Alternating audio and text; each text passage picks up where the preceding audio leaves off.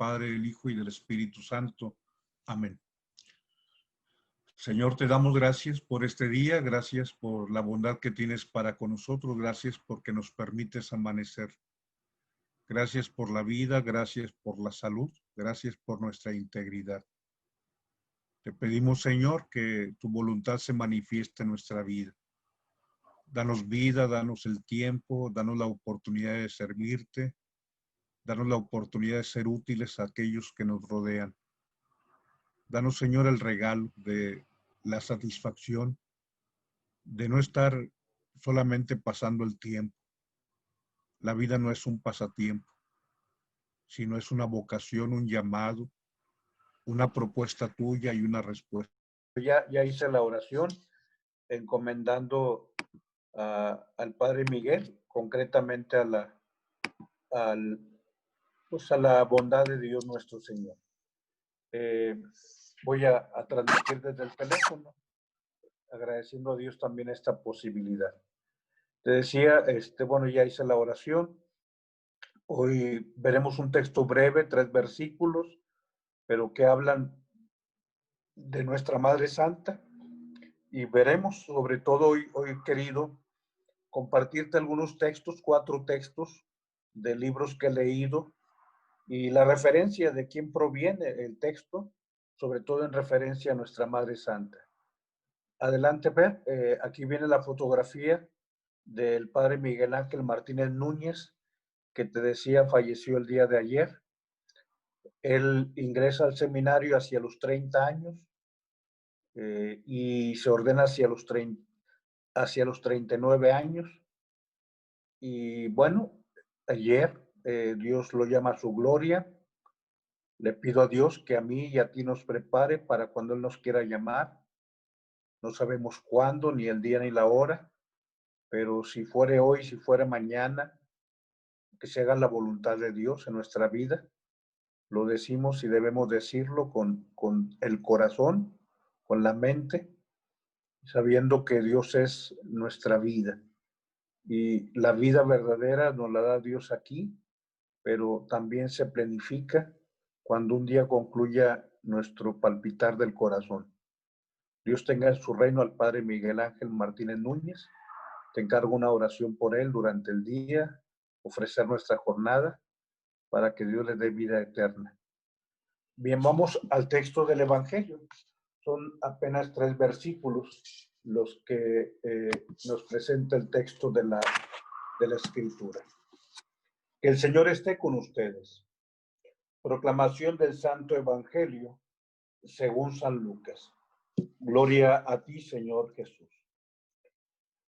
En aquel tiempo vinieron a ver a Jesús su madre y sus hermanos, pero con el gentío no lograban llegar hasta él. Entonces lo avisaron: tu madre y tus hermanos están fuera y quieren verte. Él les contestó: mi madre y mis hermanos son estos, los que escuchan la palabra de Dios y la ponen por obra. Palabra del Señor. Gloria a ti, Señor Jesús. Bien, hoy es un buen día para más adelante referir lo que se entiende por los hermanos de nuestro Señor. De la madre de él, pues no hay ninguna duda, pero también quisiera yo focalizarme sobre todo en esta segunda parte, lo que él dice. O sea, él no dice que María no es su madre, al contrario. Dice: mi madre y mis hermanos son estos, los que escuchan la palabra de Dios y la ponen en práctica. María escuchó la palabra de Dios y la ha puesto en práctica. Por eso, adelante, hoy quisiera hablar de la relación de la Virgen María con la Sagrada Escritura. Y refiero a María como una mujer bíblica. O sea, mujer bíblica en referencia a una relación muy cercana con el texto de la palabra de Dios. Un contacto con la Escritura intensa. Por eso tan solo hoy mi focalización será en torno a esa relación de la Virgen María con la Sagrada Escritura, sobre todo porque es lo que subraya nuestro Señor. El Señor dice: ¿quiénes son mi madre? ¿Quiénes son mis hermanos? Los que escuchan la palabra de Dios y la ponen en práctica. Es como lo refiere el texto del Evangelio. Y hoy vamos a disfrutar del texto del Magnífica, que es un himno en labios de la Virgen María que exalta la fuerza, el poder de Dios, su intervención en la historia, su opción por los más vulnerables. María está empapada del texto de la Escritura, porque es magnífica que en un momento más vamos a compartir, está saturado, está conglomerado de referencias a más de 20 textos bíblicos del Antiguo Testamento. O sea, quien lo pronuncia está recitando textos de la Escritura, como cuáles, los que aquí te pongo un elenco y puntos suspensivos. Primera de Samuel 2:1-10, el versículo 11, capítulo 11, versículo 27, Génesis 12:3, luego Deuteronomio 7:6, Isaías 29:19, y luego Habacuc 3:18, Sofonías 12:3, Salmo 89, Salmo 98, Salmo 103, Salmo 107, Salmo 111, Job 5:11, Job 12:19. O sea, el texto del Magnificat es una amalgama, es todo un conglomerado, es toda una composición de referencias bíblicas. Sobre todo, reitero, si el texto de Lucas del día de hoy dice, mi madre y mis hermanos son los que cumplen, los que escuchan la palabra de Dios y la llevan por obra o la ponen en práctica, vamos a hablar de aquella que ha escuchado la palabra de Dios y que la pone en práctica. Muy bien, adelante, hablemos del Magnificat, este texto. Oye, padre, ¿por qué se le llama Magnificat? Porque en latín así es como empieza el texto. Magnificat anima mea, mi alma glorifica al Señor. O proclama mi alma la grandeza del Señor. Magnificat anima mea. Aquí viene, lo voy a leer en la letra negra, el texto tú lo conoces. Proclama mi alma la grandeza del Señor y se alegra mi espíritu en Dios mi Salvador, porque ha puesto sus ojos en la humildad de su esclava y por eso desde ahora todas las generaciones me llamarán bienaventurada, porque el poderoso ha hecho obras grandes por mí, su nombre es santo y su misericordia llega a sus fieles de generación en generación. Aquí me detengo para que puedas entender por qué titulé en la parte de arriba a esta parte del versículo 46 al 50, la alabanza de María a Dios por su elección. Se alegra mi espíritu porque ha puesto sus ojos en la humildad de su esclava. Continúa el himno diciendo, él hizo proezas con su brazo, dispersó a los soberbios de corazón, derribó del trono a los poderosos y enalteció a los humildes, a los hambrientos los colmó de bienes y a los ricos los despidió vacíos. Y aquí habla del versículo 51 al 53, el reconocer cómo Dios interviene en la historia. La providencia es un Dios que no está tan solo en el cielo, sino que está aquí en la tierra. Cuando tú te confías a la divina providencia, el primer día del año y el primer día del mes, es sabiendo que Dios no está ajeno a la historia, que Dios está contigo, que Dios procura tu alimento, que Dios procura que no te falte el vestido, que Dios procura que no te falte la renta o pagar tu casita o tener donde dormir, no te falte el sustento. Habla de un Dios que interviene en la historia. Ahora continúa el himno, la parte conclusiva, dice, auxilió a Israel su siervo, acordándose de la misericordia, como lo había prometido a nuestros padres en favor de Abraham y su descendencia por siempre. Son los versículos 54 al 55, donde, digamos, exalta un Dios que cumple sus promesas hechas a nuestros padres. Entonces, es, digamos, esta referencia. Quisiera referir algunas partes. Ya ves que lo divido el texto en tres partes. Alabanza de María a Dios por su elección. Después hablaremos un poco del Dios que interviene en la providencia, en la historia. Y al final, digamos, un Dios que cumple las promesas. Adelante, hablemos sobre un Dios que es alabado por la elección. Dice, me llamarán bienaventurada. Y aquí no quiero decir más glosas, sino lo que dice el texto que te comparto, de Giuseppe Ricciotti, José, en italiano Giuseppe es José, Giuseppe Ricciotti. Bueno, Giuseppe se oye más elegante, para que le pongan a tus nietos en lugar de José, le pongan Giuseppe. ¿Cómo se llama? Giuseppe Narváez. Órale, bueno. Giuseppe Ricciotti, José Ricciotti, habla acerca de esa, digamos, profecía, de esa predicción: me llamarán bienaventurada todas las generaciones, porque el poderoso ha hecho obras grandes por mí. Y dice Ricciotti, ¿cabría imaginar predicción más inverosímil que esta? Una muchacha de 15 años escasos, desprovista de bienes de fortuna y de toda posición social, desconocida a sus compatriotas y habitante de una aldea no menos desconocida, allá de Nazaret. Y dice Natanael, ¿acaso de Galilea, acaso de Nazaret puede salir algo bueno? Ella proclamaba confiadamente que la llamarían bienaventurada todas las generaciones. Y fácil parecía que coger la palabra aquella muchacha profetizante con la certeza absoluta de verla desmentir antes de la primera generación. O sea, decir, me llamarán todas las generaciones bienaventuranzas, cuando en la primera generación ya se olvidaron de ti. Y dice Ricciotti, hermoso, cómo Dios cumple su palabra, porque al final de cuentas este Magnificat es palabra que brota de la palabra de Dios y se convierte en palabra de Dios. Dice, hoy han pasado 20 siglos y puede hacerse el cotejo entre la predicción y la realidad.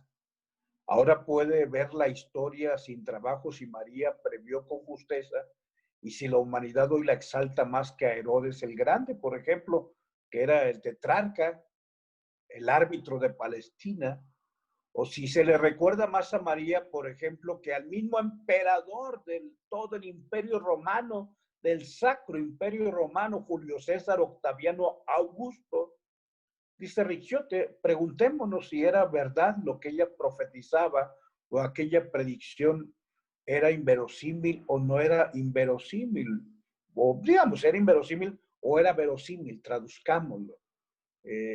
¿Era o no era verdad? Me llamarán bienaventurada. Entonces, esta es sobre todo la referencia a la grandeza de Dios por la elección que Él quiso tener sobre la Virgen María. Pero ahora hablemos acerca del Dios de la providencia. Adelante. Habla de Dios que sacó a los humildes y, digamos, dejó caer a los ricos, el Dios que se acordó de los sencillos.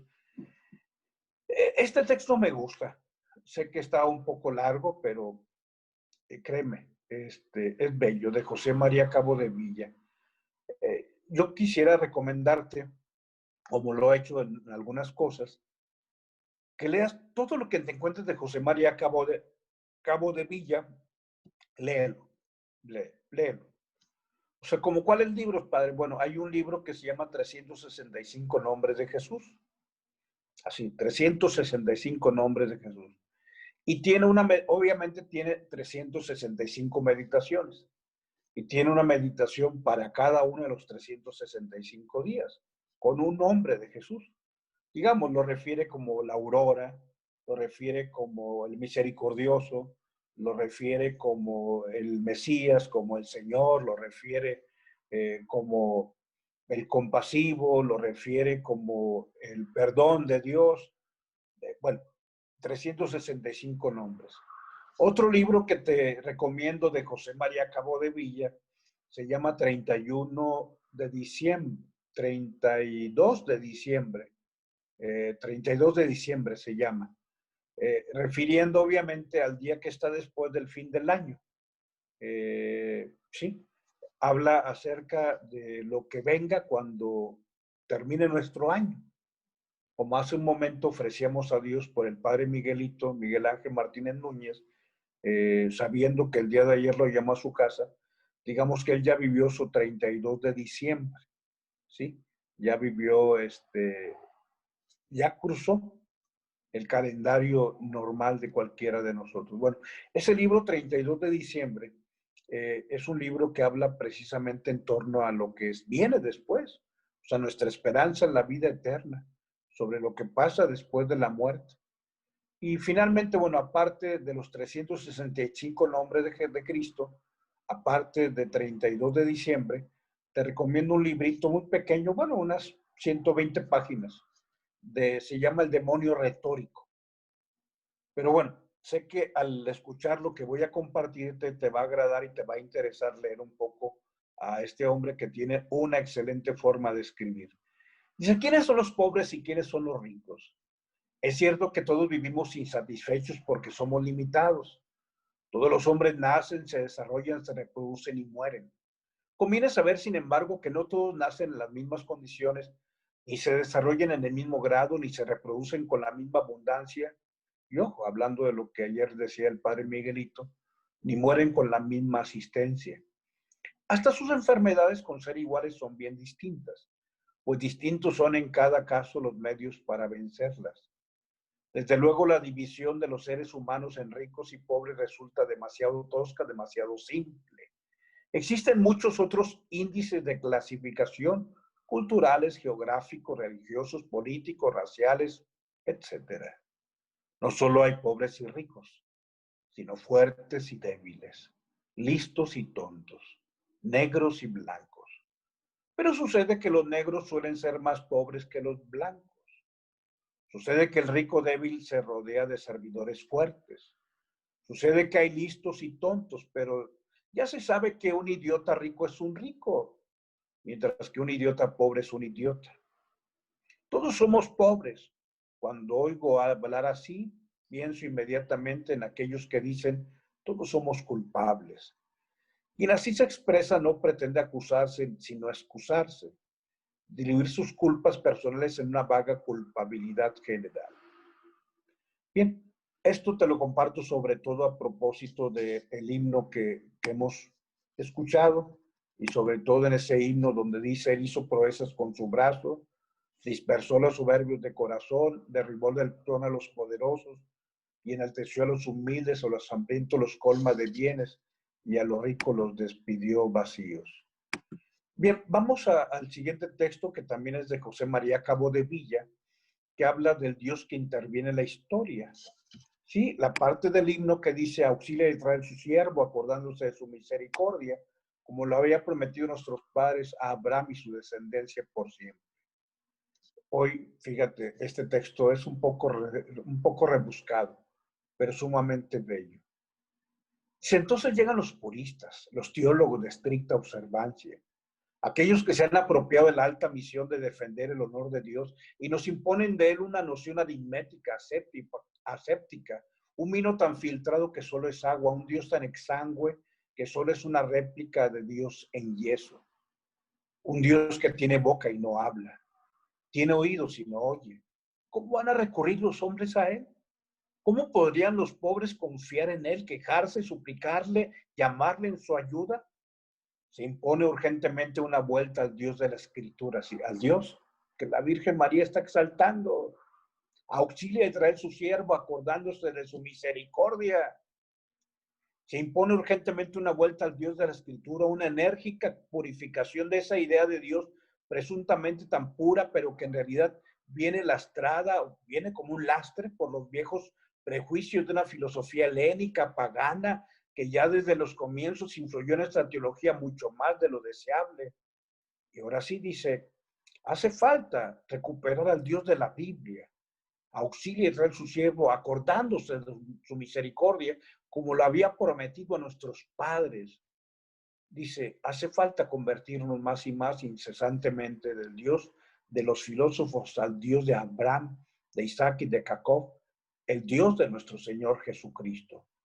Un Dios que tiene boca y habla, que tiene ojos y ve, que cuida de los lirios del campo, conoce el número de cabellos de mi cabeza, está a mi puerta y llama, pasa la noche entera esperando, cubierto de rocío, persigue a la amada infiel por entre los bosques y los riscos, se sienta conmigo a la mesa. Sucede que esta manera de hablar, esta idea de Dios, no solo es más elocuente que ninguna otra, sino también más verdadera. Sí, el Dios que interviene, el Dios de la historia, porque revela sobre Dios una verdad muy profunda que ningún otro lenguaje podría expresar, ni ninguna otra vía de conocimiento podría captar. La verdad del Dios vivo, el Magnificat. El creyente cree en un Dios vivo, no en un Dios lejano, no en un Dios etéreo, no en un Dios distante, no en un Dios que es un concepto. Dios es vida, Él vive, Él camina con nosotros. Auxilia a Israel su siervo, acordándose de su misericordia, como lo había prometido nuestros padres en favor de Abraham y su descendencia por siempre. Bien, Vamos a la parte conclusiva un poquito dentro de este diálogo sobre quién es mi madre y mis hermanos, las que cumplen o los que cumplen, los que escuchan la palabra de Dios y la ponen en práctica. María ha escuchado la palabra de Dios, por eso le llamarán dichosa. Y aquí también de Cabo de Villa, dichosa ella porque no fue poderosa sino humilde, y no fue rica sino pobre, porque puso su confianza en Dios, porque tuvo fe. Entre las innumerables alabanzas que la posteridad ha tejido en honor de María Santísima, por encima de todos los títulos que la Iglesia le ha adjudicado, yo prefiero aquel simple elogio que de ella hizo su prima Isabel, justamente en la ocasión del Magnificat Anima Mea, proclama mi alma la grandeza del Señor. ¿Qué le dice Isabel a María? Dichosa tú, porque has creído. Sí, Jesús dice, dichosos los que escuchan la palabra de Dios y la ponen en práctica. ¿Quién es mi madre? ¿Quién es mis hermanos? El que escucha la palabra de Dios y la pone en práctica. Isabel le dijo, dichosa tú porque has creído. O sea, porque tuvo contacto con la palabra, porque aceptó la palabra. Dice, de ordinario suele alabarse la virginidad de María. Qué bueno, María es siempre virgen, antes, en y después del parto. Se alaba su concepción inmaculada, la Inmaculada Concepción, la fiesta del 8 de diciembre, María concebida sin pecado y sobre todo, claro, ¿cómo no vamos a celebrar? 8 días después de la Navidad, el 25 de diciembre, celebramos 8 días después, el 1 de enero, la maternidad divina. Y claro, celebramos su asunción, pero dice una voz entre la muchedumbre, dichoso el vientre que te llevó y los pechos que te criaron. Y bueno, digamos, esa voz que exclamó entre la muchedumbre y que sigue seguimos exclamando nosotros. Pero Cristo responde muy cercano a lo que hoy nos dice, más bien dichosos los que creen en la palabra de Dios y la cumplen. Cristo no dice, no puede decir que haya otros seres más dichosos que su madre. Lo que sí afirma es que la razón principal de la bienaventuranza de la Virgen María, ojo, no consiste, la razón principal no consiste en haberlo concebido, sino en que creyó en él. Dichosa tú porque has creído. Y le ha dicho Santa Isabel. Bien, hablamos pues de esta mujer bíblica, de Nuestra Señora, y concluimos ya la última diapositiva, hablando de la Sagrada Familia. Era ella, la Virgen María, la que con San Josecito cumplía los preceptos de la ley de Dios. Subieron al templo, como era su costumbre, para presentar al niño, para ofrecer un par de tórtolas o 2 pichones, como dice la ley. O sea, dichoso, dice el Señor, el que escucha la palabra y la pone en práctica. María y San Josecito la cumplían. Más aún, la palabra de Dios refiere que Jesús tenía una actitud piadosa. Dice, como era su costumbre, subió a la sinagoga en sábado. Lucas 4:16. ¿De dónde aprende uno la piedad? De la familia, la cuna familiar. Dice, como era su costumbre, subió, fue a la sinagoga en sábado, tomó el texto de la escritura y dice, el Espíritu de Dios está sobre mí y me ha ungido para llevar la buena nueva a los pobres. Leyendo el texto de Isaías capítulo 61, bueno, hablamos de una familia impregnada de la palabra de Dios y que vivía en la palabra de Dios. Y así, bueno, tendríamos que referir ahora, y ya con esto concluimos, tanto su respuesta como su propuesta. Parece un juego de palabras. Pero cuando hablo de respuesta, hablo de lo que ella le dice al ángel. Hágase en mí según tu palabra. Sí, dichoso el que escucha la palabra y la pone en práctica. Hágase. Es la respuesta de ella. Que se cumpla en mí. Cumplas en mí según tu palabra. Esa es la respuesta de María.